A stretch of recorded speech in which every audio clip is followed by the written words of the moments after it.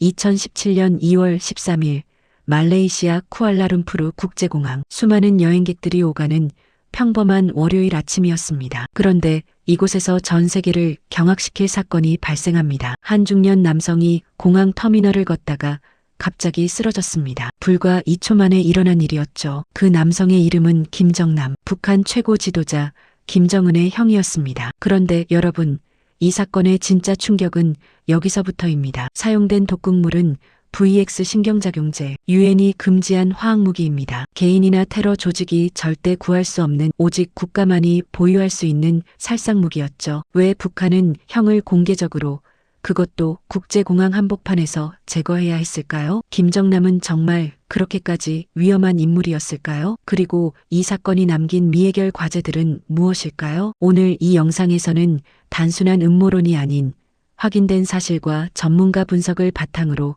김정남 암살 사건의 모든 것을 파헤쳐 보겠습니다. 이 사건은 아직 끝나지 않았습니다. 그리고 언제든 다시 국제뉴스의 헤드라인을 장식할 수 있는 뇌관을 품고 있죠. 그럼 본격적으로 들어가기 전에 구독과 좋아요 버튼 꼭 눌러주시기 바랍니다. 알림 설정까지 해두시면 이런 심층 분석 콘텐츠를 놓치지 않으실 수 있어요. 그럼 시작하겠습니다. 2017년 2월 13일 오전 9시경 김정남은 쿠알라룸푸르 국제공항 제2터미널에 도착했습니다.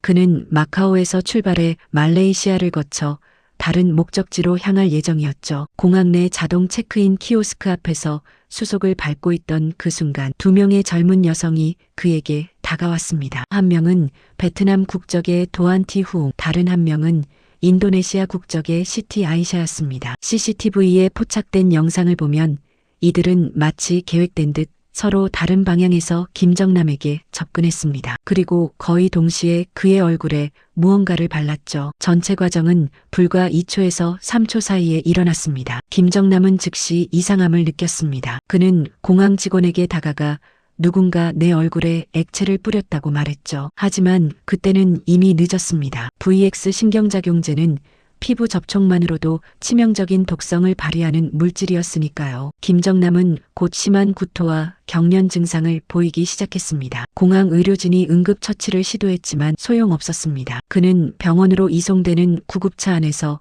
결국 숨을 거뒀습니다. 공항에서 액체를 뿌린 시점부터 사망까지 걸린 시간은 약 15분에서 20분 정도였습니다. 말레이시아 경찰은 즉각 수사에 착수했습니다. 그리고 곧 충격적인 사실들이 드러나기 시작했죠. 우선 김정남의 얼굴에서 검출된 물질이 VX 신경작용제라는 게 확인됐습니다. VX는 살인가스보다 훨씬 강력한 화학무기로 1994년 화학무기 금지 협약에서 제조와 보유 자체가 금지된 물질입니다. 이 물질이 얼마나 위험한지 설명하자면 피부에 50mg만 닿아도 치명적입니다. 눈에 보이지도 않는 미세한 양으로도 사람을 죽일 수 있죠. 게다가 이건 군사용 화학무기입니다. 개인이나 일반 범죄 조직이 손에 넣을 수 있는 물질이 절대 아니에요. 전문적인 화학무기 제조시설과 고도의 기술이 필요하거든요. 그렇다면 이 무기는 어디서 왔을까요? 국제사회의 판단은 명확했습니다. 국가가 개입했다는 것이었죠. 말레이시아 경찰의 조사 결과는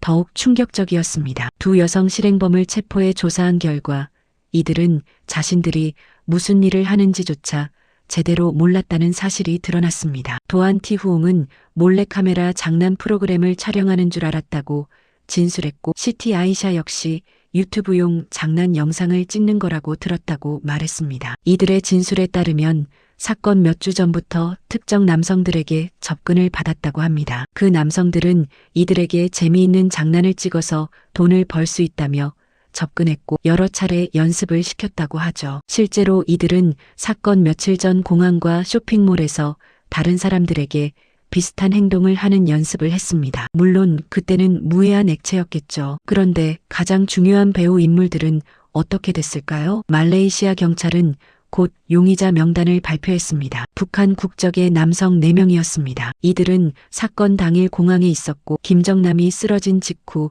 즉시 출국했습니다. 마치 모든 게 계획된 것처럼 완벽한 타이밍이었죠. 말레이시아 정부는 이들의 신원을 확인하고 체포영장을 발부했습니다. 하지만 이들은 이미 북한으로 돌아간 뒤였습니다. 말레이시아는 북한 정부에 이들의 송환을 요청했지만 북한은 이를 거부했습니다. 오히려 북한은 말레이시아의 수사 자체를 비난하며 강하게 반발했죠. 이 과정에서 북한과 말레이시아의 외교 관계는 급속도로 악화됐습니다. 북한은 말레이시아 주재 북한 대사관 직원들의 출국을 금지당하자 역으로 말레이시아 국민들의 북한 출국을 금지하는 초강수를 뒀습니다. 한때 비교적 우호적이었던 양국 관계는 이 사건 이후 완전히 파탄났죠. 말레이시아 경찰의 조사 결과를 종합하면 이 암살은 고도로 계획된 국가 차원의 작전이었습니다. 실행범 선정부터 교육, 무기 준비, 현장 지원, 그리고 배후 인물들의 탈출까지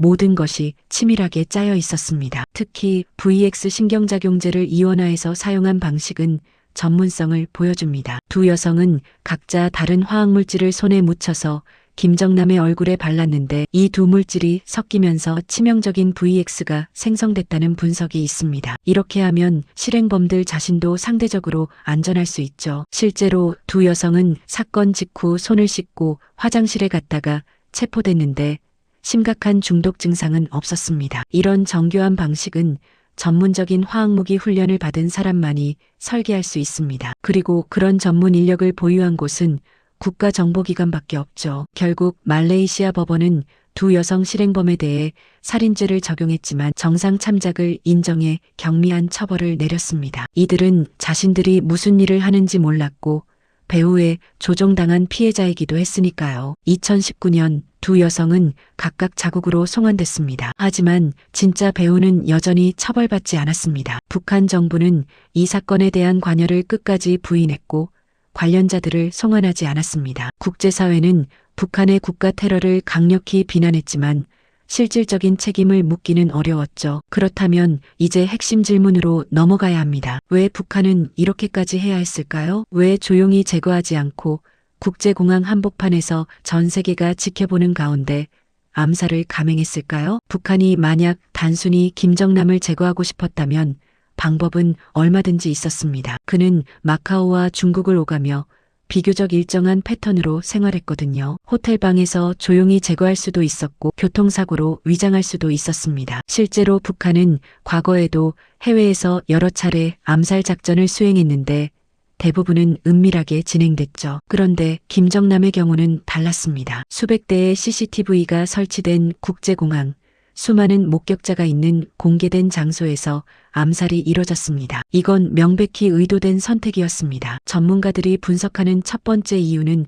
공포 효과입니다. 이 암살은 특정한 메시지를 전달하기 위한 것이었죠. 그 메시지는 간단합니다. 우리는 누구든 어디에 있든 찾아서 제거할 수 있다. 생각해보세요. 말레이시아 쿠알라룸푸르는 북한에서 수천 킬로미터 떨어진 곳입니다. 그것도 국제공항이라는 보안이 삼엄한 장소죠. 그런데 북한은 그곳에서도 작전을 완벽하게 수행했습니다. 이건 엄청난 작전 능력을 과시하는 행위였습니다. 이 메시지의 주요 수신자는 누구였을까요? 바로 해외에 있는 북한 엘리트들과 탈북자들입니다. 특히 백두혈통, 즉 김씨 가문의 피를 이어받은 사람들에게는 더욱 강력한 경고였죠. 너희가 아무리 멀리 도망가도 아무리 안전한 곳에 숨어도 소용없다. 우리는 너희를 찾아낼 수 있고 언제든 제거할 수 있다. 실제로 이 사건 이후 해외 북한 인사들의 행동 패턴이 변했다는 보도가 있습니다. 더 은밀하게 움직이고 경호를 강화하고 일부는 아예 공개 활동을 중단했다고 하죠. 북한이 원했던 공포 효과가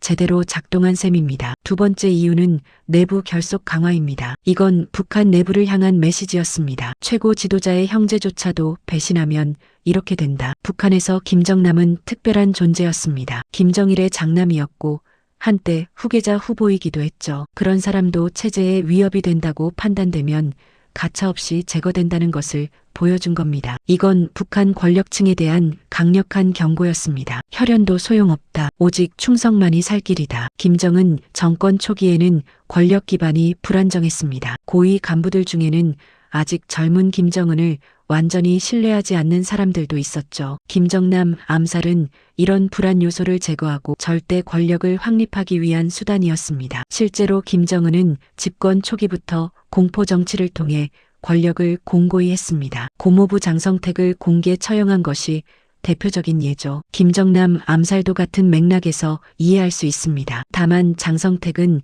북한 내부에서 처형했지만 김정남은 국제무대에서 제거함으로써 국내외에 동시에 메시지를 보낸 겁니다. 세 번째 이유는 국제사회에 대한 메시지였을 수도 있습니다. 우리를 얕보지 마라. 우리는 이런 작전도 수행할 수 있는 능력을 가지고 있다. 2017년은 한반도 긴장이 극도로 고조되던 시기였습니다. 북한은 연이어 미사일 발사 실험을 하고 있었고 미국과의 대립도 심화되고 있었죠. 이런 상황에서 김정남 암살은 북한의 작전 능력을 과시하는 효과가 있었습니다. VX 신경작용제를 사용한 것도 의미심장합니다. 이건 단순한 독극물이 아니라 화학무기입니다. 북한이 이런 무기를 보유하고 있고 실제로 사용할 의지가 있다는 것을 보여준 거죠. 국제사회에 대한 일종의 과시이자 위협이었습니다. 하지만 이런 공개적 암살은 북한에게도 상당한 대가를 치르게 했습니다. 우선 말레이시아와의 외교 관계가 완전히 파탄났습니다. 말레이시아는 동남아시아에서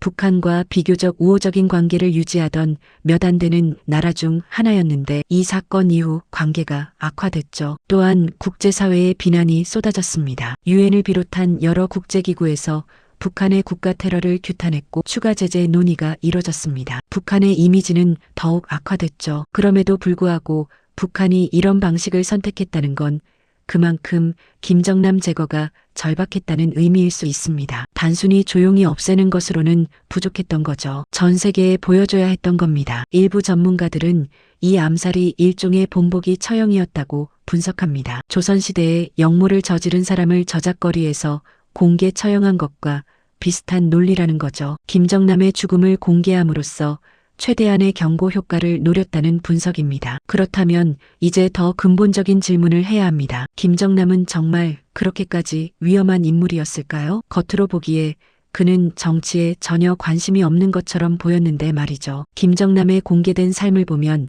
그가 북한 정권에 큰 위협이 될 것 같지는 않습니다. 그는 2001년 일본 입국 사건 이후 사실상 망명 생활을 했습니다. 주로 마카오에 거주하면서 카지노를 드나들고 가끔 중국을 방문하는 정도였죠. 정치 활동은 전혀 하지 않았습니다. 그가 공개적으로 한 정치적 발언도 많지 않습니다. 2012년 일본 언론과의 인터뷰에서 3대 세습을 비판한 정도가 전부였죠. 북한의 개혁 개방이 필요하다는 온건한 의견을 밝힌 것이 그가 한 가장 강한 정치적 발언이었습니다. 적극적으로 반체제 활동을 한 것도 아니고 망명 정부를 만들려고 한 것도 아니었습니다. 그런 사람을 왜 국제공항에서 화학무기로 암살해야 했을까요? 이 질문에 대한 답을 찾으려면 표면 아래 숨겨진 복합적인 요소들을 살펴봐야 합니다. 첫 번째 위험 요소는 스탠딩 오더, 즉 상시 제거 명령이었을 가능성입니다. 한국 국가정보원의 분석에 따르면 김정은은 집권 직후부터 김정남 제거를 지속적으로 명령했다고 합니다. 2012년부터 최소 5년 동안 여러 차례 암살 시도가 있었다는 보도도 있었죠. 왜 그랬을까요? 김정은 입장에서 김정남의 존재 자체가 불안 요소였기 때문입니다. 김정남은 장남입니다. 전통적으로 동아시아 문화권에서 장남은 특별한 의미를 가지죠. 비록 후계자로 선택받지 못했지만 김정남이 살아있다는 것 자체가 김정은의 정통성에 의문을 제기할 수 있는 여지를 남기는 것이었습니다. 더욱이 김정은은 집권 초기에 권력 기반이 약했습니다. 아버지 김정일이 갑자기 사망하면서 충분한 준비 없이 권력을 승계받았거든요. 이런 상황에서 혈통상으로는 자신보다 앞선 형의 존재는 잠재적 위협이 될 수밖에 없었죠. 두 번째 위험 요소는 장성택과의 연결고리입니다. 장성택은 김정일 시대의 실력자였고 김정남의 후견인 역할을 했습니다. 일각에서는 장성택이 중국과 접촉하면서 김정남을 차기 지도자로 옹립하는 방안을 논의했다는 주장도 있었습니다. 실제로 장성택은 2013년 12월 숙청돼 처형됐습니다. 북한 공식 발표에 따르면 그의 죄목 중 하나가 종파를 조성하려 했다는 것이었죠. 일부 분석가들은 이것이 김정남과 연결된 세력을 구축하려 했다는 의미로 해석하기도 합니다. 장성택이 제거된 후에도 김정남은 살아남았습니다. 하지만 그는 여전히 장성택 라인과 연결된 상징적 인물로 남아 있었습니다. 북한 내부에 불만을 가진 세력들이 언젠가 김정남을 내세울 가능성, 그 가능성이 아무리 작더라도 김정은 입장에서는 제거해야 할 리스크였던 겁니다. 세 번째, 그리고 가장 민감한 위험 요소는 해외 정보기관과의 접촉 가능성입니다. 김정남은 수십 년간 해외에서 생활하면서 중국, 미국을 비롯한 여러 나라의 정보기관과 접촉했을 것으로 추정됩니다. 실제로 일부 언론 보도에 따르면 김정남은 미국 CIA와 일정한 관계를 유지했다고 합니다. 정기적으로 만나지는 않았지만 간헐적으로 정보를 주고받았다는 거죠. 중국 정보기관과의 관계는 더욱 긴밀했을 것으로 보입니다. 그가 주로 거주한 마카오는 중국의 특별행정구이고 중국의 철저한 통제 아래 있는 곳이니까요. 김정남이 암살당했을 때 그가 소지하고 있던 물품 목록을 보면 흥미로운 점들이 있습니다. 휴대폰 2대, 노트북 1대, 그리고 현금 약 13만 8천 달러. 왜 이렇게 많은 현금을 들고 다녔을까요? 노트북과 휴대폰 2대에는 어떤 정보가 들어 있었을까요? 말레이시아 경찰은 이 유품들을 압수했지만 그 내용을 자세히 공개하지는 않았습니다. 하지만 북한이 이 유품들의 반환을 강력히 요구했다는 사실은 알려져 있습니다. 이것만 봐도 그 안에 민감한 정보가 있었을 가능성이 높죠. 만약 김정남이 정말로 외국 정보기관과 접촉하고 있었다면 그는 북한 내부 정보를 외부에 전달하는 통로였을 수 있습니다. 물론 그가 얼마나 가치 있는 정보를 가지고 있었는지는 의문입니다. 이미 수십 년간 북한을 떠나 있었으니까요. 하지만 김씨 가문의 일원으로서 알고 있는 정보, 과거 북한 권력층과의 인맥을 통해 얻는 정보는 여전히 가치가 있었을 겁니다. 네 번째 위험 요소는 김정남이 가진 잠재적 정통성입니다. 그는 비록 정치 활동을 하지 않았지만 언제든 정치적 카드로 활용될 수 있는 존재였습니다. 만약 김정은 체제의 위기가 왔을 때, 예를 들어 쿠데타나 내부 분열이 일어났을 때 김정남은 대안적 지도자로 떠오를 수 있었습니다. 그는 백두혈통이고 장남이며 해외 경험이 풍부하고 개혁개방을 지지한다고 알려져 있었죠. 이런 프로필은 국제사회가 선호할 만한 것이었습니다. 2017년 2월 13일 김정남이 암살당했습니다. 그리고 그의 가족들은 즉시 위험에 처했습니다. 김한솔, 그의 어머니, 그리고 여동생, 이들은 북한의 다음 표적이 될 수 있었죠. 그런데 놀라운 일이 벌어졌습니다. 암살 사건 직후 김한솔 가족은 흔적도 없이 사라졌습니다. 그들이 거주하던 마카오의 집은 텅 비었고 아무도 그들의 행방을 알 수 없었습니다. 국제 언론들은 이들이 어디로 갔는지 무사한지조차 확인할 수 없었습니다. 그리고 약 2주 후인 2월 말 유튜브에 한 편의 영상이 올라왔습니다. 영상 속 청년은 김한솔로 보였습니다. 그는 카메라를 응시하며 말했습니다. 저는 김한솔입니다. 아버지가 며칠 전 살해당했습니다. 현재 저와 가족은 안전한 곳에 있습니다. 이 영상은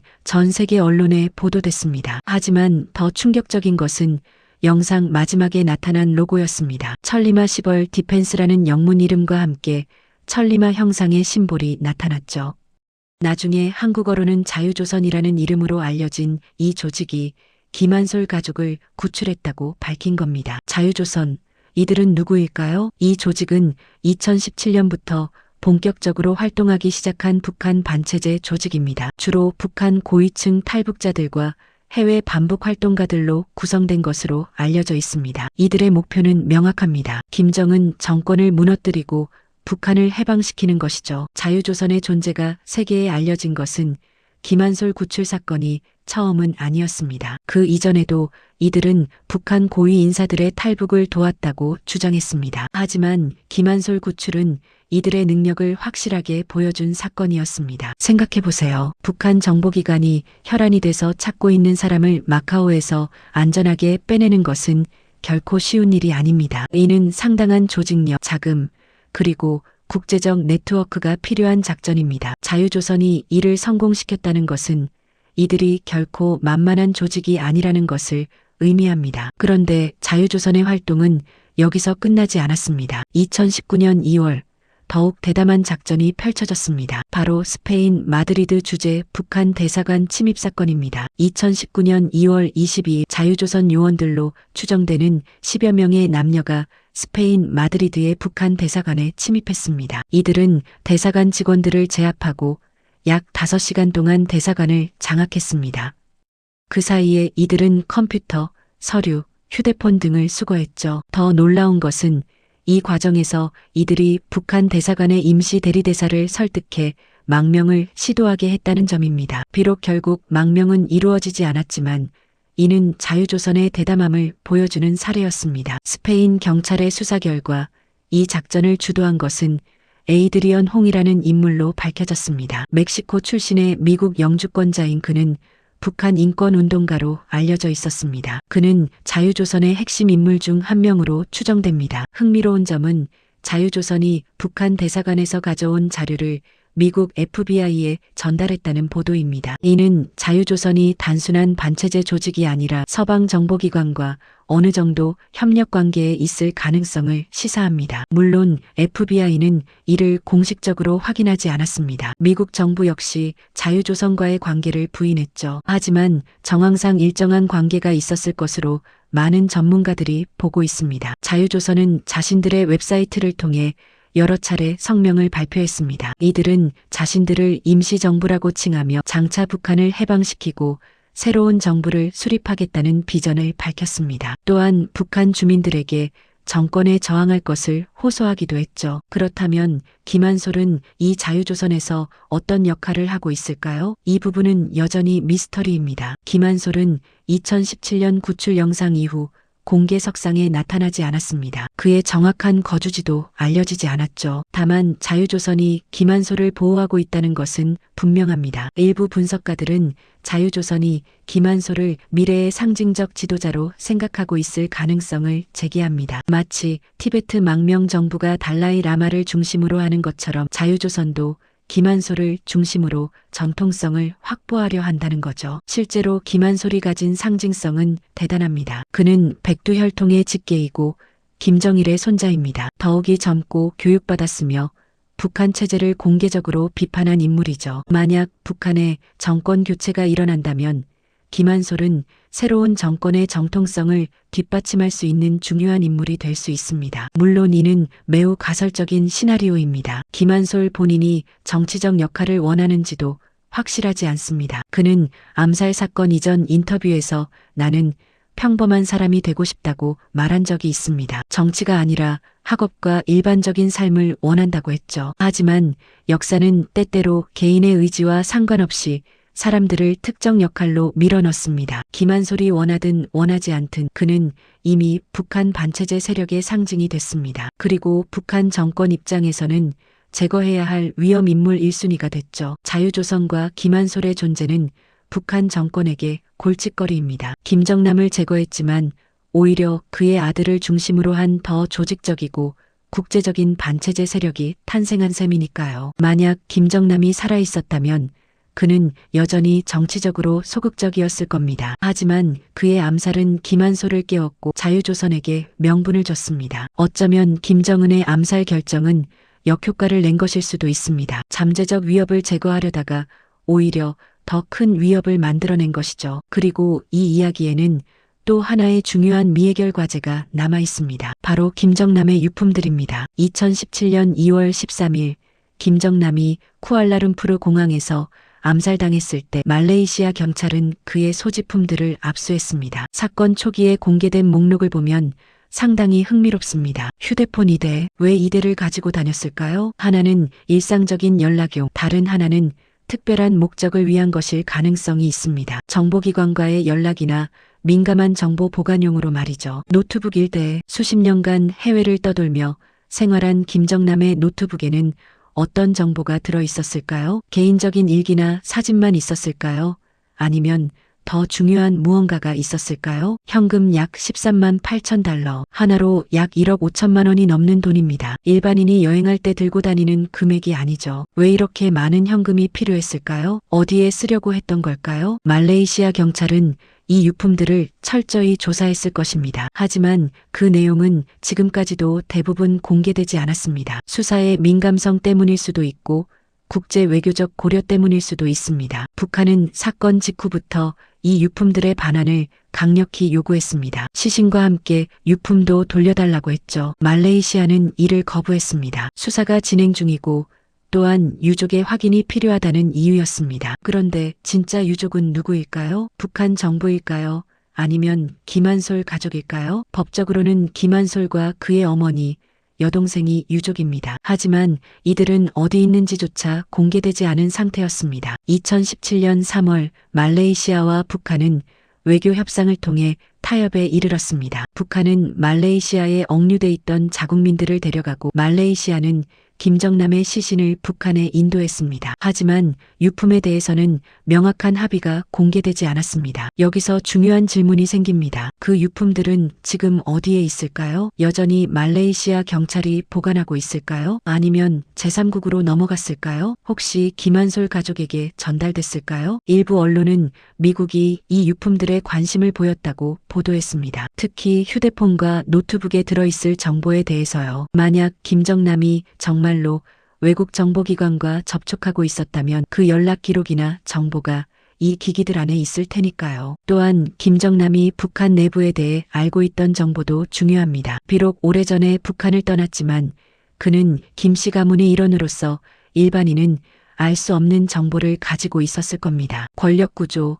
주요 인물들 간의 관계, 과거의 비밀스러운 사건들 같은 것들이요. 노트북에 일기나 메모가 있었다면 이것들도 매우 가치 있는 자료가 될 수 있습니다. 북한 정권 내부를 이해하는데 도움이 되는 1차 자료가 될 테니까요. 현금 13만 달러의 출처도 궁금합니다. 김정남은 어떻게 생활비를 충당했을까요? 중국 정부가 제공했다는 설도 있고 마카오 카지노에서 벌었다는 설도 있습니다. 혹은 어딘가에 비자금이 있었을 수도 있죠. 만약 김정남이 해외에 상당한 재산을 숨겨놨다면 그 재산은 지금 어떻게 됐을까요? 김한솔 가족이 접근할 수 있었을까요? 아니면 북한이 회수했을까요? 혹은 제3자가 가져갔을까요? 이 모든 질문들은 아직 답이 없습니다. 그리고 이것이 바로 김정남 암살 사건이 여전히 현재 진행형인 이유입니다. 유품 문제는 단순히 개인 재산의 문제가 아닙니다. 이것은 국제 정치의 변수입니다. 누가 이 유품을 가져가느냐에 따라 새로운 국면이 전개될 수 있습니다. 만약 김한솔 가족이 유품을 받는다면 자유조선은 그 안의 정보를 활용해 반북 활동을 강화할 수 있을 겁니다. 특히 노트북과 휴대폰에 중요한 정보가 있다면 이는 북한 정권에 큰 타격을 줄 수 있습니다. 만약 미국이나 다른 서방 국가가 유품의 정보를 확보한다면 이는 북한에 대한 압박 카드로 사용될 수 있습니다. 또는 북한 내부의 반체제 인사들과 접촉하는 데 활용될 수도 있죠. 반대로 만약 북한이 어떻게든 유품을 회수했다면 그들은 김정남이 누구와 접촉했고 무슨 정보를 가지고 있었는지 확인할 수 있을 겁니다. 그리고 관련된 사람들을 추적하거나 제거할 수 있겠죠. 유품 문제 외에도 이 사건은 여러 미해결 과제를 남겼습니다. 첫째, 김한솔의 미래입니다. 그는 지금 어디에 있고 무엇을 하고 있을까요? 단순히 보호받으며 평범한 삶을 살고 있을까요? 아니면 자유조선과 함께 적극적으로 반북 활동을 하고 있을까요? 그리고 만약 북한에 변화가 생긴다면 그는 어떤 역할을 할까요? 둘째, 자유조선의 정체와 능력입니다. 이들은 정확히 누구이고 얼마나 많은 인원과 자원을 가지고 있을까요? 서방 정보기관과 정말 협력하고 있을까요? 그들의 최종 목표는 무엇이고 실제로 북한 정권에 위협이 될 만한 능력이 있을까요? 셋째, 북한 내부의 반응입니다. 김정남 암살은 북한 내부에 어떤 영향을 미쳤을까요? 일반 주민들은 이 사건을 알고 있을까요? 권력층은 어떻게 받아들였을까요? 김정은의 공포 정치가 효과를 발휘했을까요? 아니면 오히려 불만을 키웠을까요? 넷째, 국제사회의 대응입니다. 김정남 암살은 명백한 국가 테러 행위였습니다. 하지만 북한은 아무런 실질적 처벌도 받지 않았죠. 이것이 앞으로 어떤 선례를 남길까요? 다른 독재 정권들이 해외에서 반체제 인사들을 암살하는 것을 더 쉽게 만든 건 아닐까요? 이 모든 질문들은 여전히 답을 기다리고 있습니다. 그리고 언제든 새로운 사건이 터지면서 이 이야기가 다시 전면에 등장할 수 있습니다. 예를 들어 만약 김한솔이 다시 공개석상에 나타난다면 어떻게 될까요? 만약 자유조선이 또 다른 대담한 작전을 펼친다면, 만약 김정남의 유품에서 놀라운 정보가 공개된다면, 혹은 북한에서 정권 교체가 일어난다면, 김정은 정권이 무너지고 새로운 정부가 들어선다면 김한솔은 그때 어떤 역할을 할까요? 자유조선은 실제로 망명 정부가 될 수 있을까요? 이런 시나리오들은 모두 가능성의 영역에 있습니다. 하지만 완전히 비현실적인 것도 아닙니다. 역사는 우리가 예상하지 못한 방향으로 흘러가기도 하니까요. 김정남 암살 사건은 단순한 과거의 사건이 아닙니다. 이것은 현재도 진행 중이고 미래에도 영향을 미칠 사건입니다. 김한솔이 살아있고 자유조선이 활동하고 있으며 유품의 비밀이 밝혀지지 않은 한 이 이야기는 끝나지 않습니다. 그리고 북한이라는 체제가 존재하는 한 이런 비극은 반복될 수 있습니다. 권력을 유지하기 위해 형제를 죽이고 공포로 지배하며 국제사회의 비난에도 아랑곳하지 않는 정권. 이것이 오늘날 북한의 현실입니다. 김정남의 죽음은 우리에게 많은 것을 생각하게 합니다. 권력이란 무엇인가?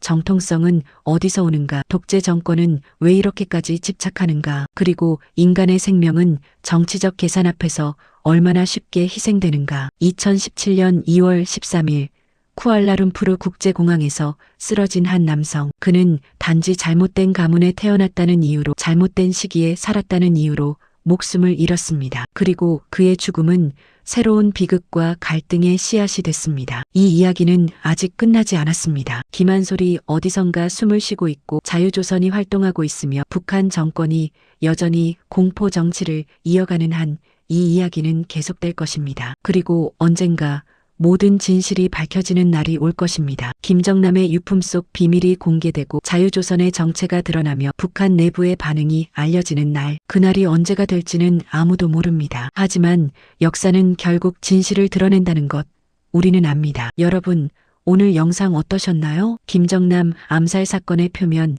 아래 숨겨진 복잡한 진실들을 함께 살펴봤습니다. 이것은 단순한 암살 사건이 아니라 권력, 정통성, 국제정치, 그리고 인간의 운명이 얽힌 거대한 드라마입니다. 구독과 좋아요, 알림 설정으로 이런 심층 분석 콘텐츠를 계속 받아보시기 바랍니다. 그리고 댓글로 여러분의 생각을 나눠주세요. 김정남 사건에 대해, 김한솔의 미래에 대해, 북한 정권에 대해 어떻게 생각하시나요? 다음 영상에서 또 만나요. 시청해주셔서 감사합니다.